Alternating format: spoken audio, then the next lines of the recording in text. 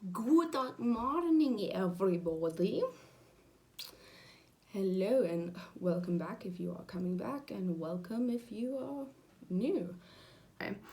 I'm going to be doing a story time now.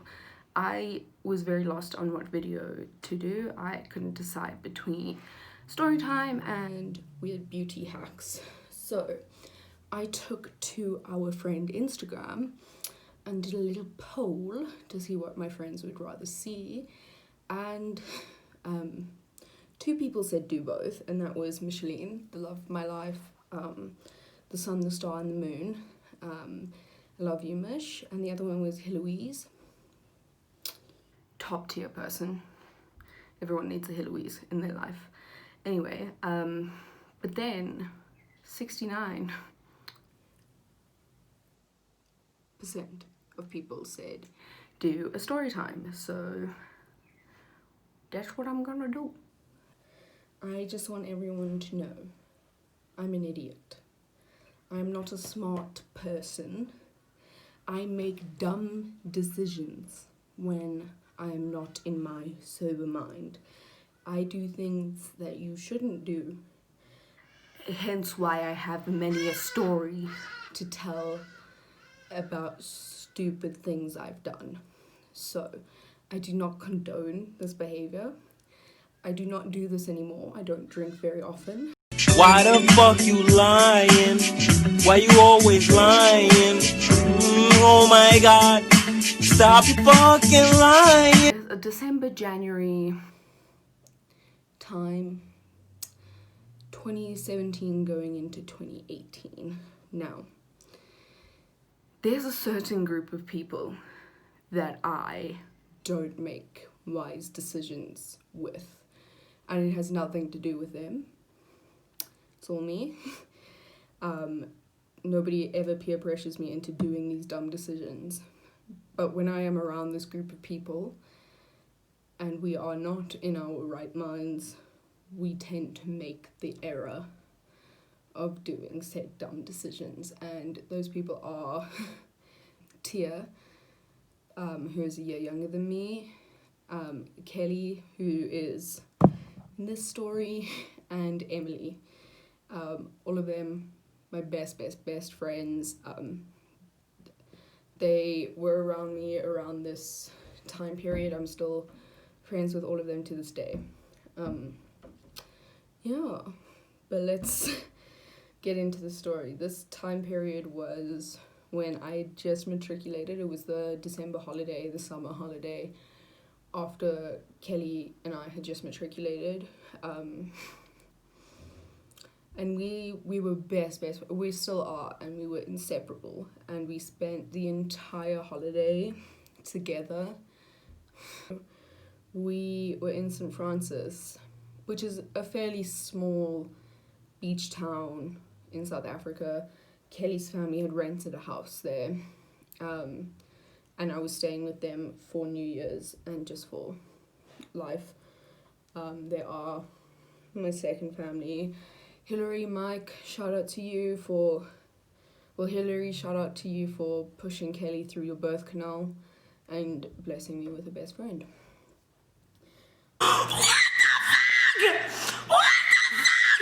We spent the whole December together, fast forward, and it is now New Year's Eve. And we went and we got alcohol for a pre-game. We were 18. And we decided we're going to go to Billy's Beach, which is a huge event. There's like thousands of people there. It is huge, and they have like, I think there was like 2 or 3 stages. So Kelly and I go there with a group of other people who we were later separated from, the two of us. That's where problems started. Anyway, during the course of the night, we met this man called Dorino. The reasons we met him do not need to be discussed. But we met him. He's a great guy. I still speak to him. You know, he's a really cool guy. Billy's Beach ending. During the course of Billy's Beach, I did get separated from Kelly, and I was by myself, running around screaming, "Have you seen Kelly?" to complete strangers. They had not seen Kelly. They did not know who Kelly was. I eventually went and sat outside the bathroom, and Kelly and Reno arrived, and Kelly's beach was closing, and we decided we wanted to walk to a bar called Legends. Let's just say we weren't in a good state of mind. Reno kept tripping over rocks and holes, and then after he would trip, Kelly would say, "Be careful, there's a hole there." And Reno was like, "Well, my friends are at the beach and they're going to go and watch the sunrise." And Kelly and I were planning to do that anyway. So we were like, "Yeah, that's cool. Let's go meet your friends. That's sick, whatever." That's when the story really begins. We decided we were going to walk there. I don't know. Reno was like, "My friends are at this beach." And we were like, "Okay, cool. There's only like one beach at St. Francis that you really go to." So we were like, "Okay, cool. Cool. Let's go." While we were walking there, Kelly kept telling Reno that we weren't going in the right direction. Now imagine this, you're with a boy, two girls alone with this boy, walking in the wrong direction to the beach, and we were like, "We're gonna die, but we're gonna carry on walking anyway." So we walked, and Kelly was like, "The beach is the other way," and I was like, "Kelly, it's fine." You stupid. We finally were like, "Okay, Reno, where are you taking us?" We ended up on a sand dune, and we were like, "Okay."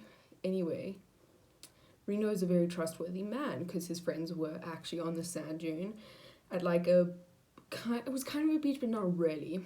So we were sitting there, and it started to get lighter, but there wasn't a sunrise. It was just kind of gradually getting lighter, and it started to rain. And I should also mention that Reno's friends were three older men.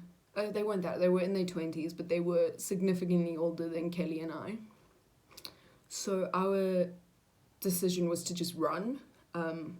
We couldn't run back to where Kelly's house was because that was miles away. It was on a golf estate, and it was far. So we were running, and Reno and his three other friends go through this gate, and Kelly and I were like, "Let's go through the gate." Went through the gate, they then closed it behind us, and there was still no shelter because it was a fucking swimming pool.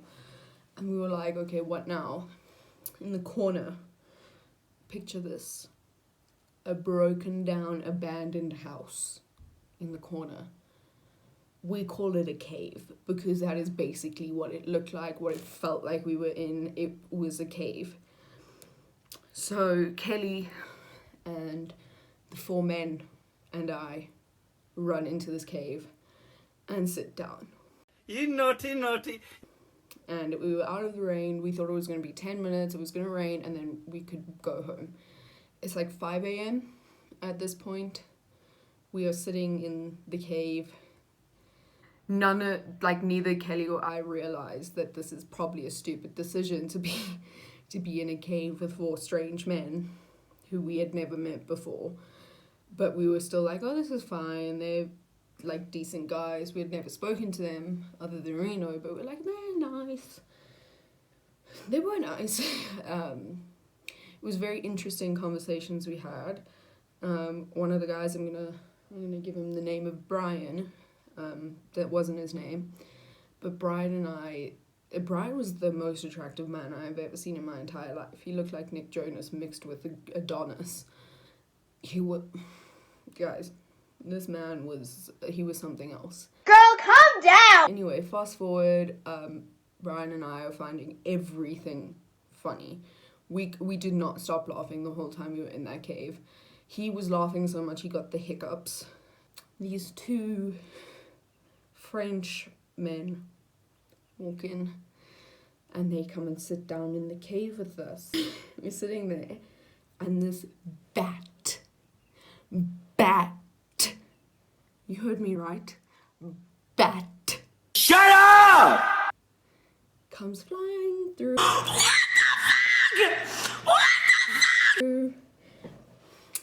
If you know me, the one thing in life that I am scared of is birds. A bird comes near me, I will cry. Birds and we're not friends. We do not get along. I scream. My friends have to chase birds away when I am there. So this bat flies through. I lose my shit. I was scared.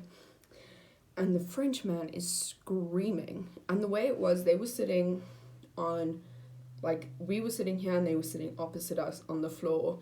Brian and I were sitting next to each other on like a bench, like kind of like a concave thing. This guy sitting next to his friend is like here and he's here. These are the French guys. And this French man screams and turns and goes, "The bitch shat on me." At this point, Brian and I were crying because that was possibly the funniest thing. Because what we heard was, "This bitch shat on me," and then pointing towards his friend. So Brian was like, "Oh dude, I'm so sorry. When did he shit on you?" What he had actually said was, "This bat shat on me." And then somewhere along the line they left. And then we were still sitting there because it's still pouring with rain. And it's now like 7 a.m. And 2 people came in again. And they were like, "We're gonna go swimming." And it was a guy and a girl. They went swimming and then we heard noises and we turned to look and they were having intercourse in the swimming pool in front of us. Hi. Okay. And again, Brian and I thought this was hilarious. I think we all at that point thought it was hilarious. The rain then stopped and we were like, we're gonna walk home. Again, it's miles away. It was far where Kelly lived. It was like on the so this is where we were. The house is like here. And so we were like, "Oh, okay, let's go. We're gonna walk."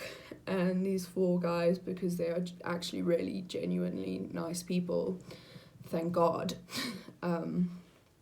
said, "No, we'll walk you home." None of us thought, oh, maybe we should call like a cab or someone to come and fetch us, because we knew people who could drive and come and fetch us. No, we were like, we're gonna walk. You stupid. And Kelly was like, okay, I know where to go since I'm living there. Psych! You thought! Kelly did not know where to go. Kelly didn't know where she lived. And we would get to a stop street and everyone would be, let's turn right because that's where we should go. And Kelly would say, no, I think it's left. And she would convince us that she knew where to go. So we were like, okay. And we would turn left when we should have gone right. And this happened many times. By the time we got home, we had done over 15,000 steps. We were drunk, still. We walked the perimeter of St. Francis. Remember I said it was a little town? When you're drunk at 7 a.m. and haven't slept since like 2 nights ago, it's big. It's a big town. It's quite big.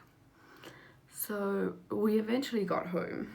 Well, we didn't get home. We got to the gate or the like entrance of the golf estate. We said our farewells to our 4 strange men that we had just met, and we were about to walk in. Now, picture what we looked like at the beginning of the night when we went out for New Year's Eve. We were glam and dressed up. We were like, let's go party. Picture what we looked like 12 hours later. or longer. When it had rained, we were drunk, we had sat in a cave, and we had walked almost like 5,000 kilometers. We didn't look good, to say the least. You're ugly.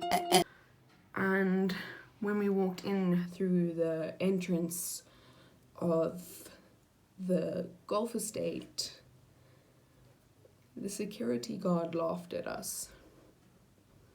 She thought it was hilarious. She thought this was the funniest thing she had ever seen.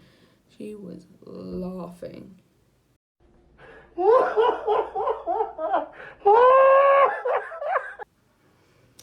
We then have to walk another 1.5 kilometers to get to Kelly's house within the golf estate. So we did that, and we got to the house, and I was like, Kelly, unlock the door, or is the door unlocked? The door was not unlocked. Did we have keys to get in? No. Did we have to knock on the door at 9 a.m. and wake Kelly's mom up to tell her we had just come home and she needed to let us in? Yes, we did. Did we think that that was a wise thing to do? Yes, we did. We thought showing up back home after leaving the house at 5 p.m. the day before and arriving home at 9 a.m. was perfectly acceptable for two 18-year-olds. Meanwhile, we had actually spent a couple of hours in a cave with 4 strange men. You naughty, naughty. And like Kelly does every time we are together, she woke me up an hour later saying, do you want to go for a run? At this moment, I wanted to shoot her.